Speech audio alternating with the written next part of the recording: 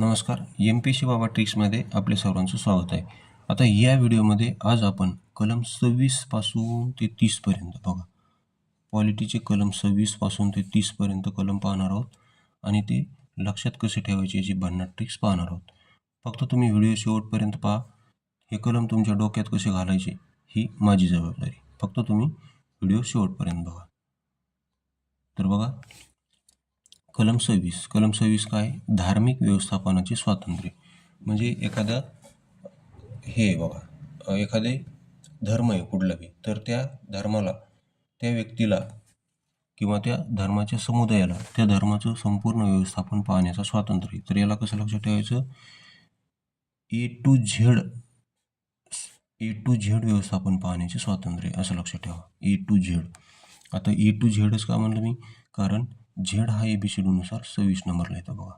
म्हणजे मग कलम 26 आपल्या अशा प्रकारे लक्षात राहील.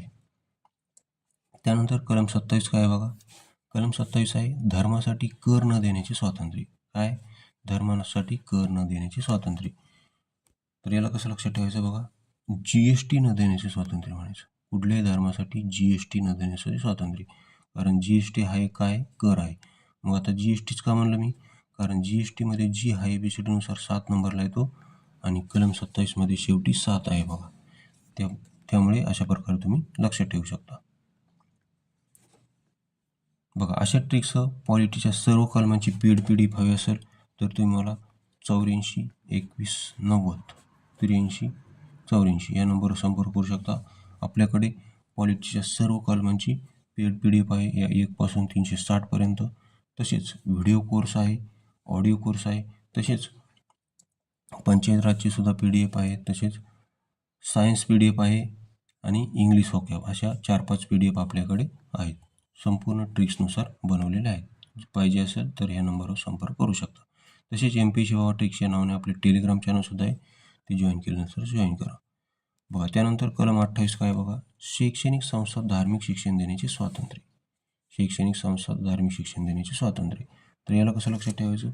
शैक्षणिक संस्थात हिंदी धर्माचे शिक्षण देण्याचे स्वातंत्र्य असं म्हणा. हिंदू धर्माचे शिक्षण देण्याचे स्वातंत्र्य असं लक्षात ठेवा. आता हिंदूच का म्हणलं मी? हिंदू धर्मच का म्हणलं? दुसरा का धर्म का नाही म्हणलं? कारण हिंदू धर्माचा जो हिंदूची सुरुवात यसने होते आणि कलम 28 मध्ये शेवटी 8 आहे आणि तो 8 ABCDनुसार आपलं 8 आणि हा एच ABCDनुसार एच हा 8 नंबरला येतो आणि एच फॉर हिंदू असं लक्षात ठेवा.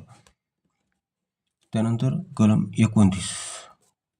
29 आहे अल्पसंख्याकाच्या हिताचे संरक्षण आणि 30 आहे अल्पसंख्याकाच्या शैक्षणिक संस्था. बघा, दोन्ही कलम 29 आणि 30 हे दोन्ही कलम अल्पसंख्याकासंबंधी आहेत. मात्र शैक्षणिक संस्था कोणत्या कलमात आहेत आणि हित कोणत्या कलमात आहेत हे कसं लक्षात ठेवायचं?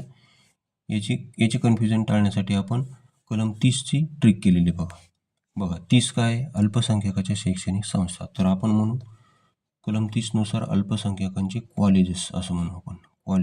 कॉलेजेस म्हणजेच काय? शैक्षणिक संस्था. मग आता कॉलेजेस का म्हणलं मी? कारण हा जो C आहे हा ABCDनुसार 3 नंबरला येतो आणि हा जो O आहे तो 0 सारखा दिसतो. म्हणजे अशा प्रकारे कलम 30 तयार होते. म्हणून कलम 30 काय? अल्पसंख्याकांची कॉलेजेस असं लक्षात ठेवा. त्यामुळे कलम 29 ऑटोमॅटिक आपल्या लक्षात राहील. कारण दोन्ही कलम अल्पसंख्याकांशी संबंधित आहेत. फक्त मी इथं तुमचं कन्फ्युजन टाळले की नेमकं अल्पसंख्याकाच्या शैक्षणिक संस्था 29 मध्ये आहेत की 30 मध्ये आहेत.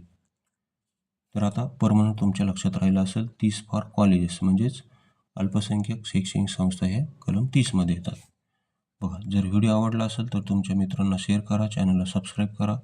तसेच MPC बाबा ट्रिक्स आपलं टेलिग्राम चॅनलसुद्धा आहे, ते जॉईन केल्यानंतर जॉईन करा.